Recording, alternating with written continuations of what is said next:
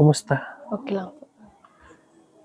Anong grade mo ngayon? Grade 8. Grade 8. So, nahinto yung sponsor mo? Yun ang sabi ni Sir Paul? Opo. Nagpunta siya dito? Paano na yan? Wala tayong magagawa.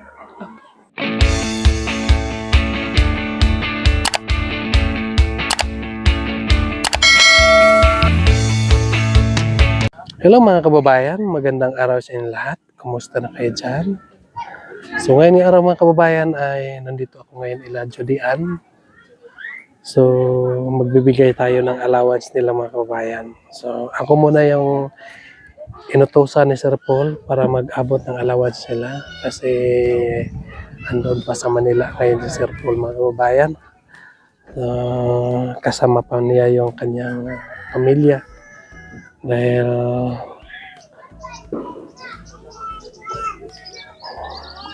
New Year ngayon mga kababayan. So dito makikita natin dito nga widening na mga kababayan yung daan papunta doon sa taas. So maraming salamat po sa nagtatrabaho dito. Sana mabilis lang po ito matapos. So andito lang po sila mga kababayan. Kakausapin natin ngayon para magbigay tayo ng allowance. So tara na.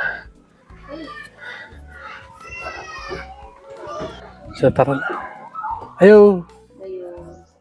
Kumusta? Okay lang.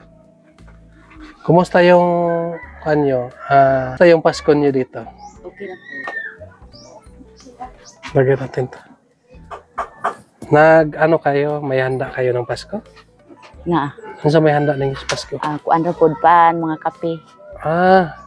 Para tayong dyan. May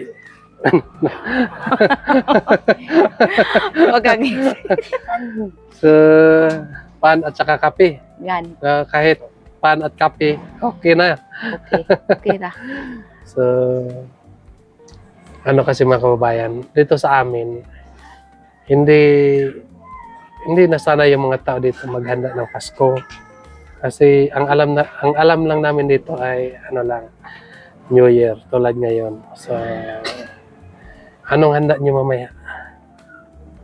Kuan ka ng isda ra og karning baboy. Wow, sarap naman ng karning baboy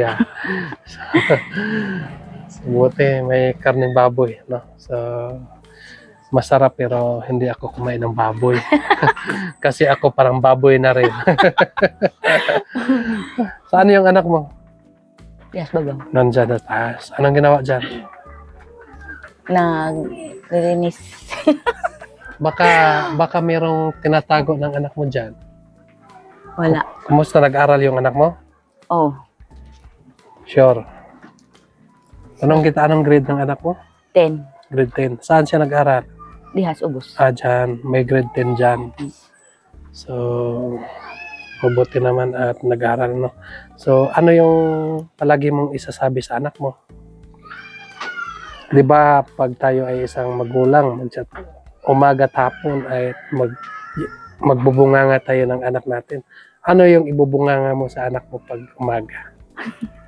Ano yung isabi mo? Ano yung isabi mo sa anak mo pag umaga?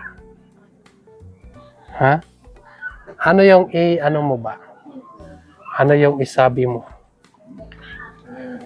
Ano yung ituro mo? Akong gitudlo sa ilaha ka ng manglimpyo, manglaba, maglungag, maglimpyos mga plato. Dili sige mo atos ubos ay bawal ni Sir Paul. Wow. Sa pagkahapon, ano naman ituro mo? Maglungag sa para hapon. Tanghali. Ano ituro mo sa tanghali? Huwag kang humiti. Kasi lalo kang gumaganda pag makangiti ka. Ora gyapon akong itudlo sa ilaha, manglimpyo.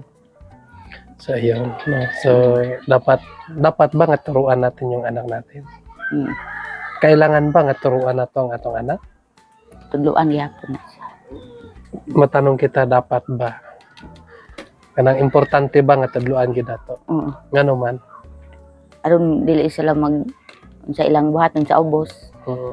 ilang matun-an og unsa ang gitudlo ni Sir Paul. Para lumaki sila nga nasa maayos. Mm. No? Para kahit saan sila magpunta, manarbaho sila, so alam nila kung anong gagawin. So thank you po, Nay, Sige. sa yung pagturo sa mga anak mo. So puntahan ko muna yung anak mo sige, dyan. sige. So para naman kababayan, puntahan muna natin yung ano dito. So tara. So bayan, no? Ganito kasi yung hagdanan ko noon isto nung bagong vlog ni Sir Paul sa akin. Ayo! May tao ba dito? Okay. Tara. Wow. Pasok tayo.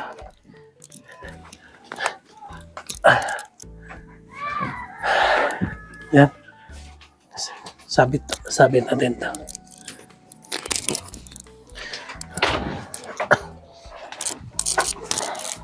Kumusta? Kira. Kumusta yung Pasko niyo? Kira. Masaya ba? Masaya naman. May ano ba dito? May pumutok-putok ba dito? Opo. Hindi bawal. Hindi po. Doon kasi sa amin kasi bawal. Yung ginamit namin doon lantaka lang. Yung kawayan. So, kumusta yung pag-aaral mo? Okay lang naman. Okay lang. So, yung mga card mo nakuha mo, Opo. pinapakita mo na kay Sir Paul Opo. nung nakaraan. Matataas naman po. Matataas naman. Wow. So, congrats sa'yo. Sana pagpatuloy mo yung pag-aaral mo para makatulong ka sa magulang mo. So, teka muna, tanongin muna kita. Dahil ngayon lang tayo nagka-usap ng kasi nung una, sumama lang ako dito. So, pasensya ka na kasi hindi si Sir Paul ang nagpunta dito ngayon. Dahil po sobrang busy po si Sir Paul. At nandoon siya ngayon sa kanyang pamilya. So, nagbanding-banding muna sila doon. So, tanungin kita, anong hanap buhay ng magulang mo rito? Umaraman po. Nag-uma lang po. Oh. Yung tatay mo, uma pa rin. Matanda na ba yung tatay mo? Opo. 65 years old na. 65. Pero kaya pa niya magpunta ng mundo. Oh. So, sana makatapos kayo sa iyong pag-eskwela, no? Para makatulong kayo sa magulang niya. At ilan kayo magkapatid? 5 po. 5. Ikaw yung panganay. Hindi po. Sino yung panganay? Lalaki po yung panganay namin. Lalaki. May asawa na. Opo. Yung 3 yung may asawa, 2 lang po. 2 na lang kayo. Wala pa nag-asawa. So, sana hindi mo na kayo mag-asawa. Unahin mo na yung pag-eskwela bago yan. Tulungan mo na yung sarili. Mag-aral ng mabuti hanggang may tao pang nagbigay ng allowance niya. At sana kahit wala nang magpadala ng allowance, tuloy-tuloy pa rin yung pag-aaral niya. So hanggang ngayon nga may allowance pa niyo, may mga sponsor pa nga nagpapadala sa inyo. So sana huwag niyong sayangin yung mga pinapadala ng sponsor. So ngayon ay kailan yung pasok ulit? January 5. January 5. So, ngayong 5 na naman ay magpasok naman po kayo. Saan yung kapatid mo? Nandun po. Si Divina. Divina. Nandyan na? Opo. So, ibibigay ko lang sa iyo yung allowance mo, ha?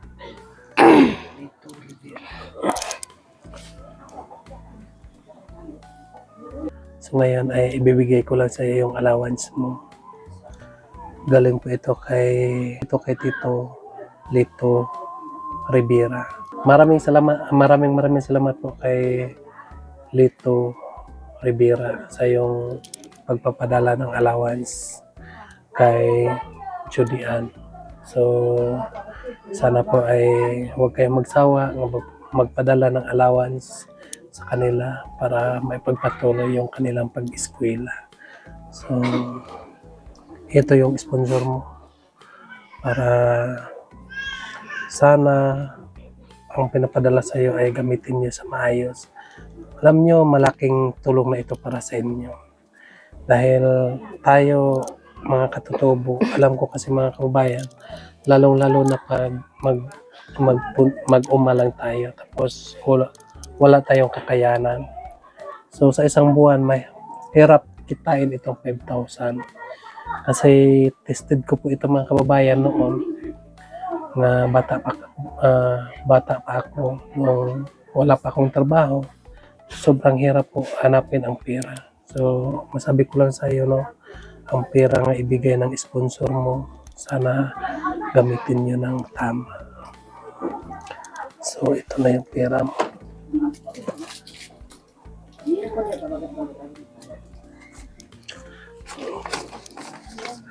Yan.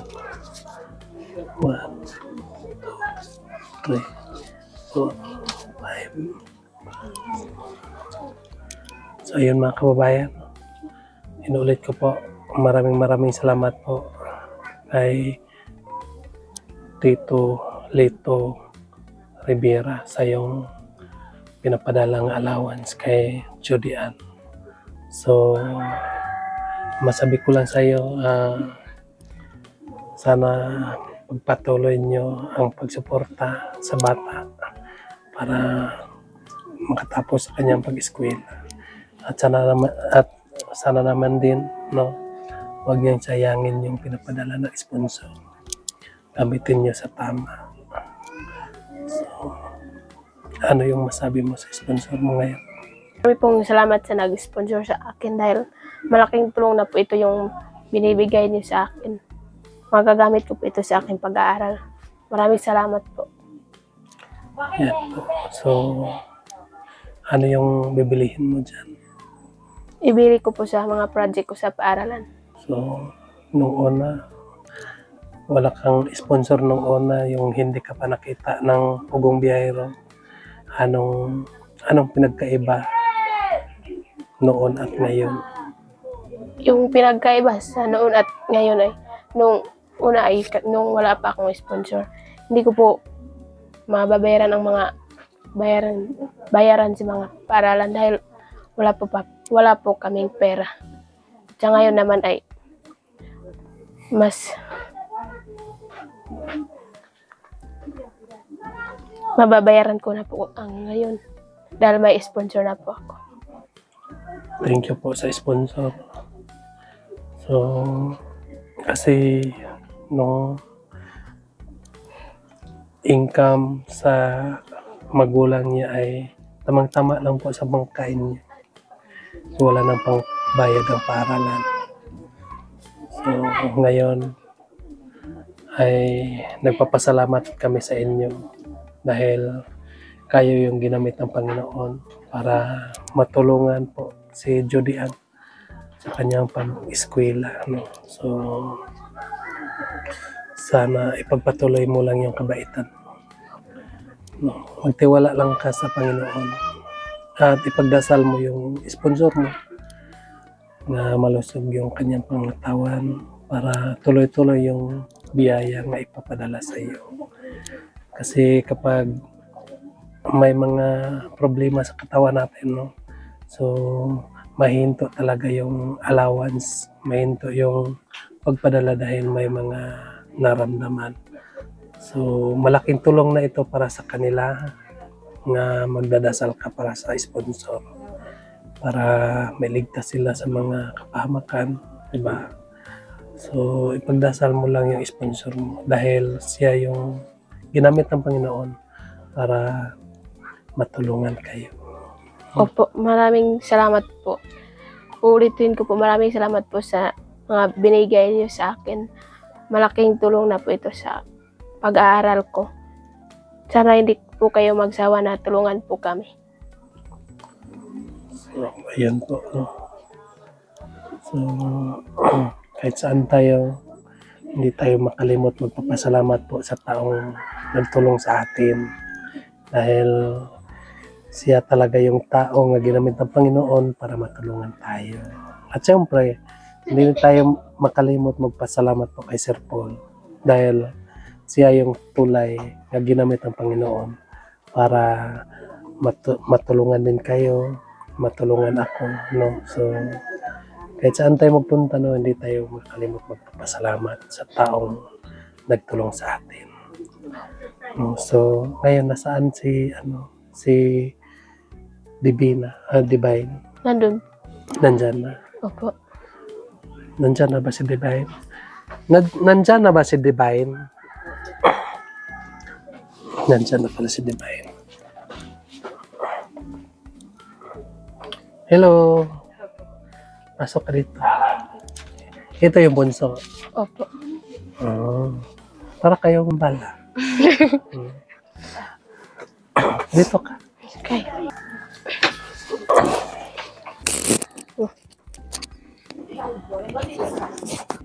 Saan ka galing? Sa abos po. Doon sa baba. Opo. Anong kinaha mo doon? Magpa-charge ng cellphone. Nagpa-charge ng cellphone. Bakit walang wala pang kurente dito sa inyo? Wala. May ano lang doon. Nagpa-charge kayo doon sa kabila. Opo. Kumusta? Okay lang po. Anong grade mo ngayon? Grade Grade 8. So, nahinto yung sponsor mo? Yun ang sabi ni Sir Paul? 8. Opo. Nagpunta siya dito? Noon? Kailan? Nakulong ko. Yung last punta niya dito? No, pizza soy. Nung isang buwan, nakaraan? Sabi niya sa'yo, Ano po yung sponsor ko. nahinto kasi May emergency. may emergency nangyari sa kanya. So, ngayon ay wala kang sponsor. Opo. So, masabi ko lang po sa'yo, kahit wala kang sponsor, pagpatuloy mo yung pag-eskwela mo. Opo. Kasi alam ko naman yung matalino ka, no? Para makatulong kayo sa magulang niyo. Opo. So, kumusta yung mga card niyo nakuha niyo? Kumusta? Okay lang. Ayos lang? Pinapakita niyo kay Sir Paul? Opo. Wow. Kasi may iba kasi nga mga scholar nga kukulitin ko pa nga hingiin yung card nila pero hindi pakita. So, sana huwag kayong mahiya, no? Opo. Kahit anong makuha nyo, kailangan talaga ipakita nyo kay Sir Paul. Kasi kami mga kababayan ang hanapan ng sponsor ng mga card ng mga bata na nag-aaral. Dahil gusto din nga excited yung mga sponsor natin na makita yung card kung magkano yung nakuha na grado. So kaya ay kami, pumilit din kami nga kunin doon sa mga scholar ang grado nila para may pasa namin doon. Pero minsan kasi may mga ayaw magpasa Opo. dahil mahiya. Pero sana huwag kayong ganyan. So kaya ay kami ay nandito para matulungan kayo. So dapat po ipakita niyo sa sponsor niyo nga hindi nasasayang yung tulong nila sa inyo dahil makita din nila nga ang grado niyo mataas din. Opo. So ngayon ay wala ka mo ng sponsor ngayon. So paano na yan? Wala tayong magagawa. Ayos lang sa'yo? Sure? Opo.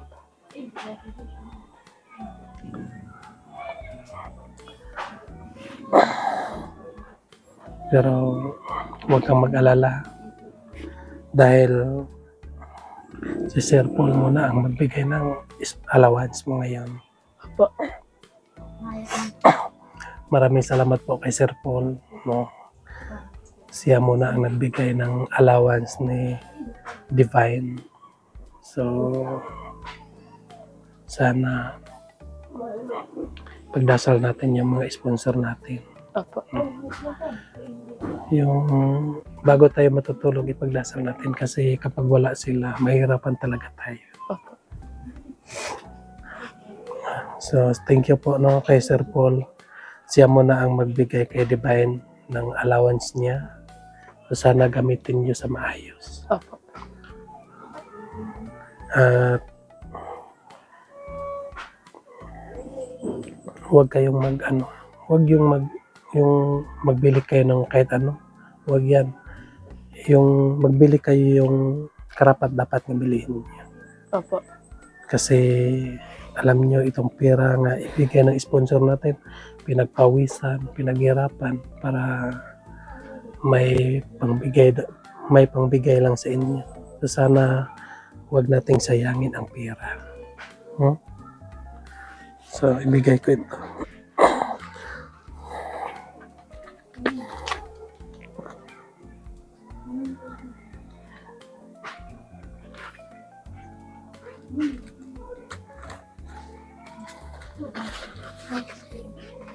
Yan. 1, 2, 3, 4, 5.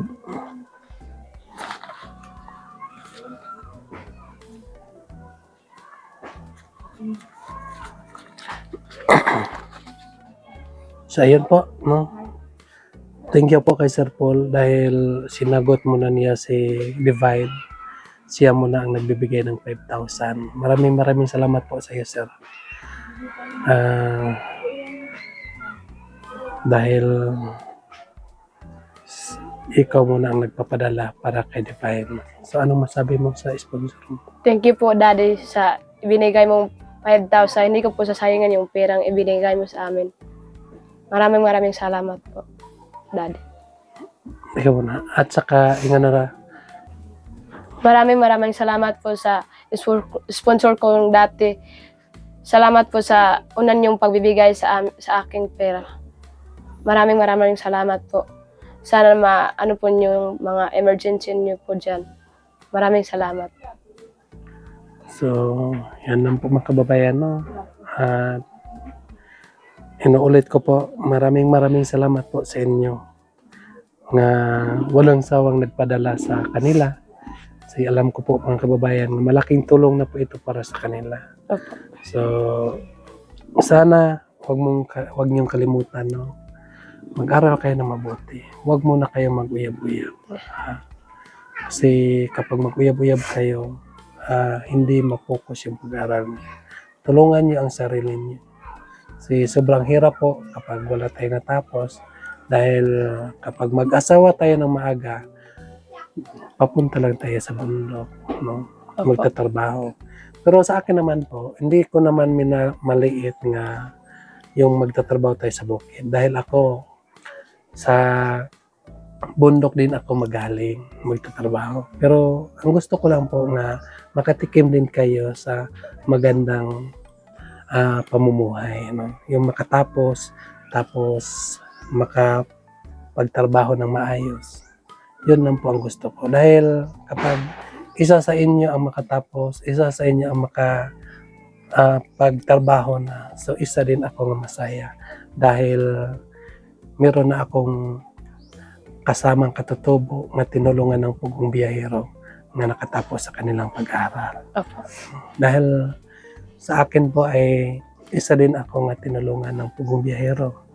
So, kaya ako ay hindi magsasawang magpapasalamat po sa pugong biyahero dahil siya po ang ginamit ng Panginoon nga tulay para matulungan ako.